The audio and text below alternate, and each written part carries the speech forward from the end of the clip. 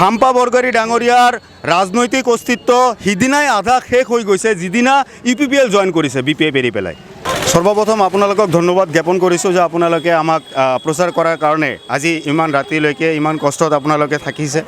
আজি Tengapara ward number 5 আমাৰ comment club বুলি যোনটো কালী মন্দিৰ, সেই কালী মন্দিৰ প্ৰাংগণত দেৱৰগাঁও বেংগলী চেলৰ ব্লক কমিটিৰ নেতৃত্বত য'ত নেকি সভাপতিত্ব কৰি আছে বৰ্তমানে আমাৰ BPF দলৰ বেংগলী চেল দেৱৰগাঁও ব্লক কমিটিৰ পৰা অনুপম সাহা, লগতে সঞ্জিত ভদ্ৰ, লগতে আপোনাৰ বাপন দে, দিবাকৰ দাস, তেওঁলোকৰ অক্লান্ত পৰিশ্ৰমে আজি আপুনি এই মিটিংটো দেখা পাইছে।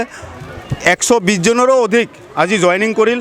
UPPL BJP তৃণমূল বিভিন্ন দলৰ পৰা আহি জইনিং কৰিল।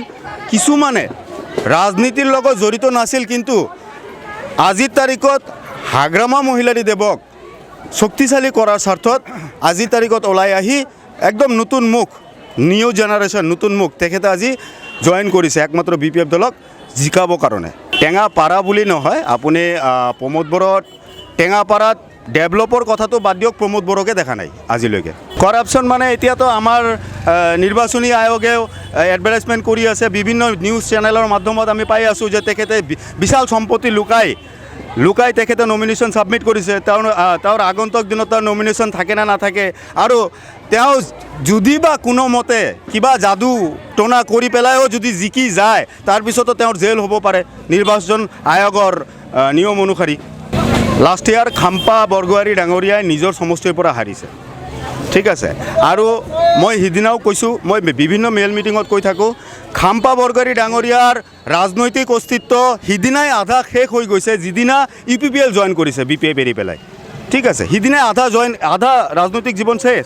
এতিয়া আমাৰ হাগ্ৰামা মহিলাৰী দেৱৰ লগত যুঁজ দি পেলাই তেওঁ আৰু 22 তাৰিখৰ পিছত তেওঁৰ আৰু ৰাজনৈতিক এই যাত্ৰাটো শেষ নাথাকে। কোনো অস্তিত্ব নাই। 2000 ভোট পায় না নাপায় সন্দেহ আছে। কোনো অস্তিত্ব নাই, কোনো খালি মানে দেৱৰগাঁও বুলি নহয়, খাম্পা বৰগোহাঁই ডাঙৰীয়াক লিডাৰ হিচাপে যেতিয়া নেকি BPF দলত আছিল, BPF বেনাৰতে তেওঁক ভাল পাইছিল।